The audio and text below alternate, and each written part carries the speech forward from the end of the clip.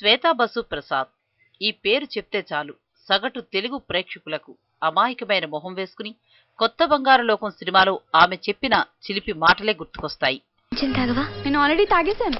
పర్వాలేదు, ప్లీజ్ కొంచెం తాగవే. బాబాయ్ ఫస్ట్ ర్యాంక్ వచ్చినట్టు చెప్పాడు.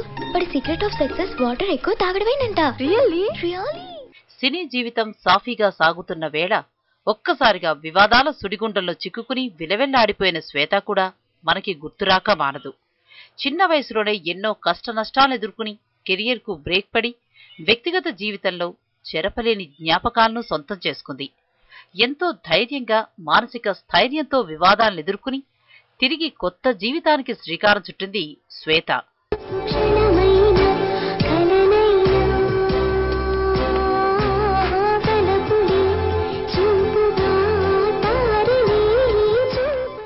చాలా కాలం తర్వాత తనకెంతో ఇష్టమైన హైదరాబాద్కు వచ్చిన శ్వేత ఇక్కడికి రావడానికి కారణాలక్కర్లేదని గుండెబద్దరగొట్టింది. ఇండస్ట్రీని వదిలి తానెటూ వెళ్లలేదని, తనకిది రీఎంట్రీ కాదని స్పష్టం చేసింది. ప్రస్తుతం తనకు చాలా మంది సినిమా ఆఫర్లిస్తామంటూ సంప్రదిస్తున్నారని చెప్పింది. తన విషయంలో జరిగింది తనకు తమాషాలాగా అనిపిస్తోందంటూ చెప్పుకొచ్చింది శ్వేత. Well, I can come to Hyderabad anytime because I love this city. I don't need a reason to come here. But it's sometimes not that. Some cities just chala vibes, positive vibes undi.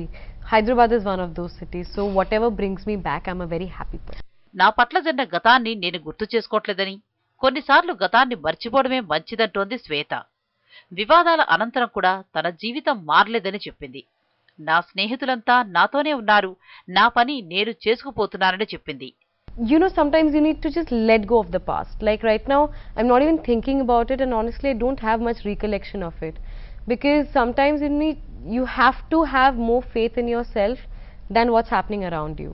And nothing changed in my life. My work, my circle of friends, people, nothing changed at all. I mean, I'm here back in Hyderabad. జీవితంలో మార్పు సహజం, జరగాల్సింది జరిగి తీరుతుంది అంటూ శ్వేత ఎంతో పరిణితిని ప్రదర్శించింది. లైఫ్లో ఏదీ శాశ్వతం కాదు, మార్పు సహజమంటూ కాసేపు వేదాంతంలోకి వెళ్ళింది.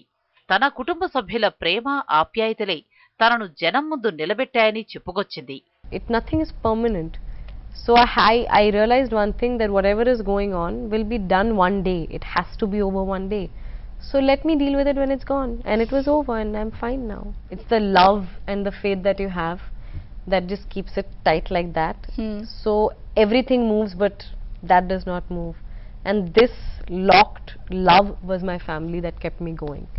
తనపై బురద జల్లే ప్రయత్నం చేసినా, తన చుట్టూ వివాదాలు సృష్టించినా ఎంతో ధైర్యంతో మళ్లీ ప్రజల ముందుకొచ్చి ఎవరైతే తనను ఇంతకాలం ఆదరించారో వారికి లేఖ రూపంలో వివరణిచ్చారంటోంది.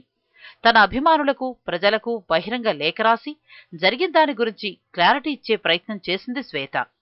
చాలా కాలం తర్వాత మళ్లీ తాను బిజీగా మారానని, ప్రస్తుతం డాక్యుమెంటరీ మేకింగ్, స్క్రిప్ట్ రైటింగ్లో బిజీగా ఉన్నానని చెప్తున్న ఈ కొత్త బంగారం శ్వేతకు ఆల్ ది బెస్ట్ చెప్దాం.